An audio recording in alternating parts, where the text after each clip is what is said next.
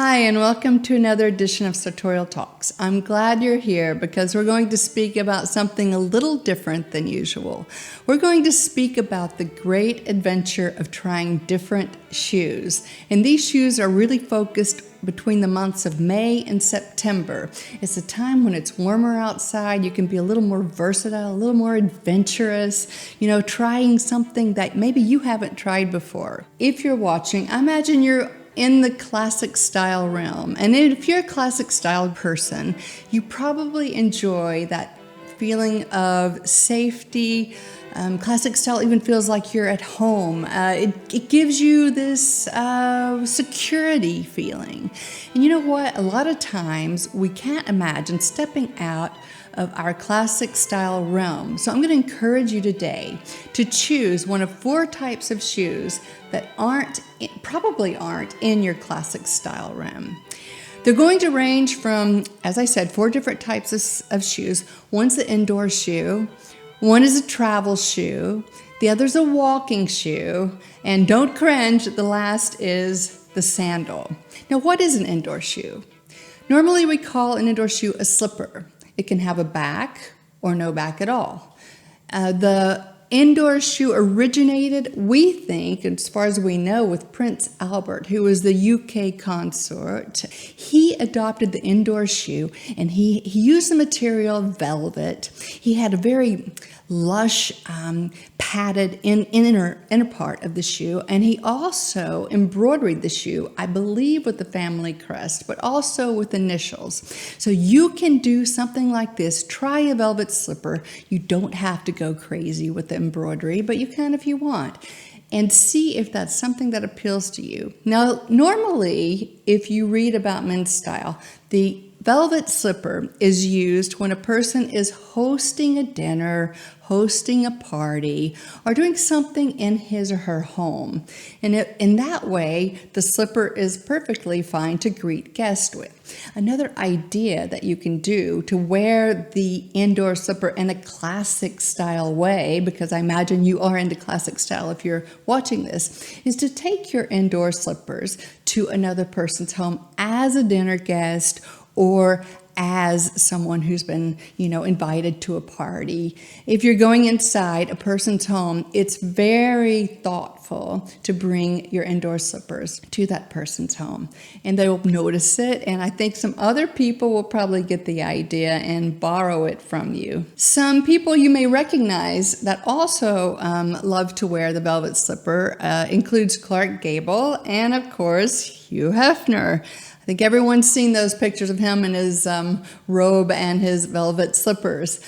2 companies I want to recommend to you who have a lot of great reviews in regard to the velvet slipper includes Stubbs and Wootton. They have a great range to choose from. You can even get creative and then choose some different types of designs that you maybe wouldn't imagine until you saw them presented. Another very good and very renowned brand for the slippers is Toro, and I encourage you to look at their website, and I imagine you might be motivated to purchase some velvet slippers.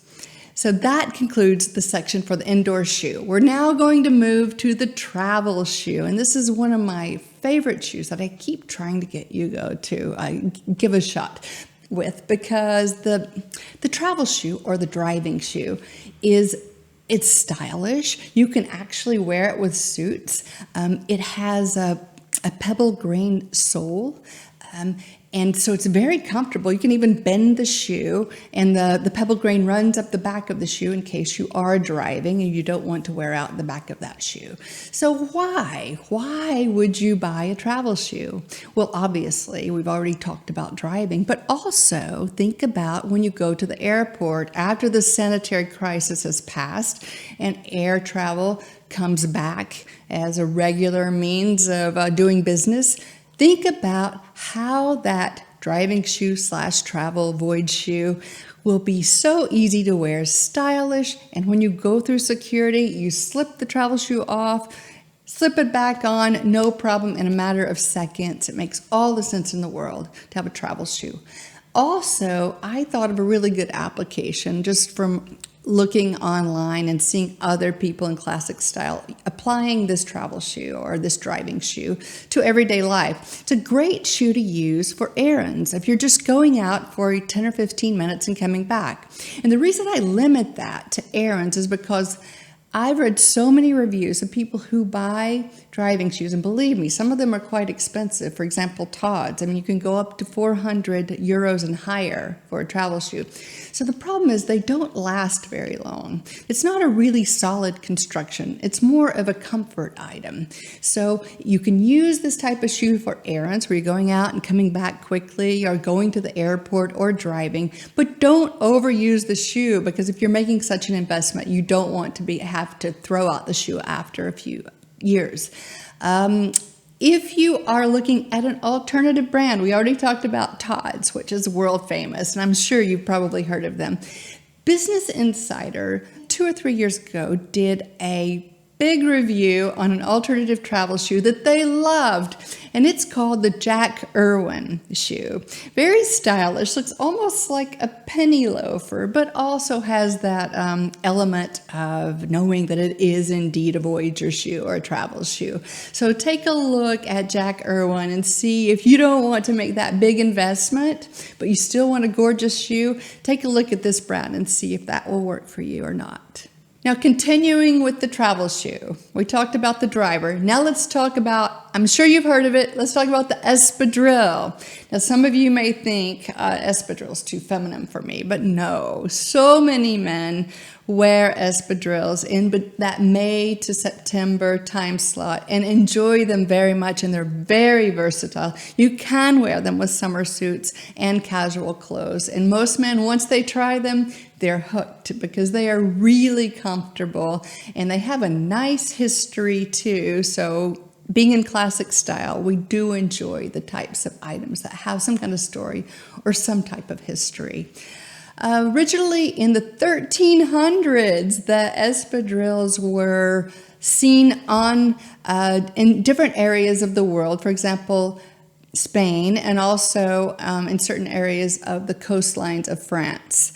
They have typically a canvas upper or a cotton upper, so there's a lot of breathability there. The toe and the vamp are one piece, and the bottom of the shoe, the outsole, is made of a roping material, either esparato, which is a type of rope that also, is going to give that casual look and a little bit of breathability, or what's called jute, which is a more formidable material, which will, if you choose a jute sole, you're going to have a longer life for your espadrille.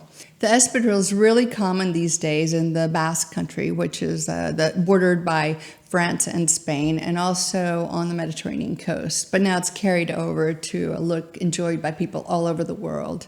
Some famous people that maybe you've seen wearing espadrilles include Yves Saint Laurent. Well, a lot of people saw this and they were like, I want to get some espadrilles too. And backing up, Lauren Bacall in 1948 wore the shoes in the movie Key Largo. And who can forget Don Johnson, if you have any type of American culture, in Miami Vice. He was well known to wear the shoes as well. The most famous brand that I know of in terms of espadrilles is Soludos. It's an American brand who was inspired by the Spanish and who wanted to really amp up and create the perfect espadrille. And you can get these shoes for well under $100. And I have a little tip for you. Some people complain about the roping on the espadrilles or the stitching coming undone, and even the upper separating from the outer sole. Not so much with Soludos, but with other brands. So if you have some espadrilles and you want to do a little bit of maintenance that will prevent this problem, buy some permanent fabric glue and just touch up any frayed areas or any area that you see coming undone. It will extend the life of your espadrilles to at least something that gives you the satisfaction of good long wear. Okay, let's move on to the next area. The next area is one of my favorite and something that I really like to own, and that's the walking shoe. Now, why would you want to have a walking shoe?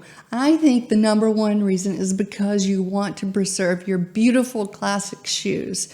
You don't want them to wear out because you're walking long distances in the city. Maybe you're at an appointment and everyone decides to go walk to a restaurant that's half a mile away. Or maybe you just have to travel between one appointment and another, and you have to walk and walk and walk. In this situation, I'll make an exception. It's not only May to September. I believe you want to have a walking shoe for every season of the year. If you go to a tennis shoe, for example, you can get a nice dark tennis shoe with patinas. You know what? Almost every major shoe brand is offering tennis shoes. Have you noticed that? So if you can look at maybe your favorite shoe brand, maybe they offer a beautiful tennis shoe that will work for you as a walking shoe. One thing I will just point out that might help you. When you buy a tennis shoe for the summer, make sure you get a leather that's not really a thick, dense leather, so that you won't have all that heat building up in your foot, sweaty feet. It's miserable. Or maybe you want to find the tennis shoes that have the holes in the side to give some aeration. Really important. I had beautiful tennis shoes that I could not wear in the summer just because I felt like I had a heater around my feet. So make sure you get the right kind of materials for the right season. Now, the second type of walking shoe is the loafer. Yeah, it makes sense, right? You're loafing around in your loafers. It kind of makes a lot of sense. You can wear loafers, of course, as a typical classic shoe. But also, Hugo has a side pair, I believe, of TLB loafers that he has for when we go on trips. He can switch out for when he needs to walk long distances. And important thing to know, bring your shoe bag. Put your walking shoes in your shoe bag, one bag for each shoe. Slip that, if you can, into each end of your briefcase, and you'll be ready to go, and you will preserve your gorgeous classic shoes, and you won't have pain when you're walking long distances. And it's quite stylish, I think, to add a little sportiness to your suits. If you know a little bit of history about the loafer, then you may realize that it was once considered a university shoe, specifically the penny loafer, where students were known to put a penny in the loafer in case they needed to make a phone call. I guess that moved to a dime, and then eventually the quarter didn't work, who knows. But anyway, and also the interesting thing about the loafer is that is one shoe that penetrated every single social circle in the world who enjoyed classic style. So a lot of history with this, and a great walking shoe to own. So if you're choosing a walking shoe, think about the sole. You know, you want a sole that is perhaps made of rubber. It's even flexible at times, or Vibram, which is a very nice comfort sole, something that can stand that high traffic in the city where you're walking sometimes miles at a time. Very important consideration for a walking shoe. But nevertheless, if you want to stay with your Derbies or your Oxford or another classic shoe, consider the sole and get perhaps a Vibram or rubber sole, which will give you that durability if you're doing some high traffic walking. Okay, we've talked about the indoor shoe, we've talked about the travel shoe, and also the walking shoe. Now we're going to move to the most difficult shoe, and I'm very curious if some of you out there are willing to try it. And this is the sandal.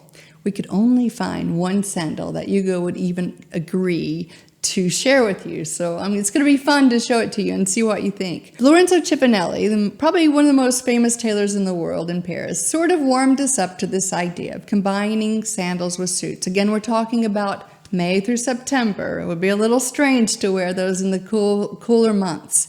But he posted a few pictures on Instagram, gave us the inspiration, and we started researching sandals. We narrowed down all the sandals, like you see, to the most elegant one that we could find. And it was called the Fisherman Sandal. A famous brand that makes the Fisherman Sandal is Church's. So give this a look. See if it's something that you might consider wearing. Why would you wear a sandal with a suit? Well, there's two reasons. If you live in a tropical area or you're visiting a tropical area, it's going to make all the difference in comfort if you have an open shoe that can allow a lot of breathability and coolness around the body. But also, if you're in a resort, it's a great piece for resort wear. So these are two main reasons you may want to consider the sandal. The fisherman's sandal is a very ancient shoe. It has a strap going from the top of the foot to the middle of the bottom of the foot. And with that strap, there's connecting points which holds the sole to the upper. And it's something, the story goes, it could be two different scenarios for this fisherman's shoe. Because it's an open shoe, the story goes that maybe fishermen would use this shoe while they were in the water getting in and out of the boat so that they wouldn't have trouble with water pooling inside the shoe. The other theory is that fishermen, once they came back from a long day on the boat, and maybe there's some fishermen out there who could tell us which story they believe. So after the long day fishing, the fisherman would come home and put on his fisherman's sandals. And so this is how they became fisherman's sandals. The historians out there, I hope, will add to the comments section. We love to augment our knowledge on things like this. And so in conclusion, my question for you is, if you have to buy one shoe outside your classic shoe realm, would it be the indoor shoe, the travel shoe, the walking shoe, or the sandal for those months between May and September? Please comment. I want to know. And until next time, cheers.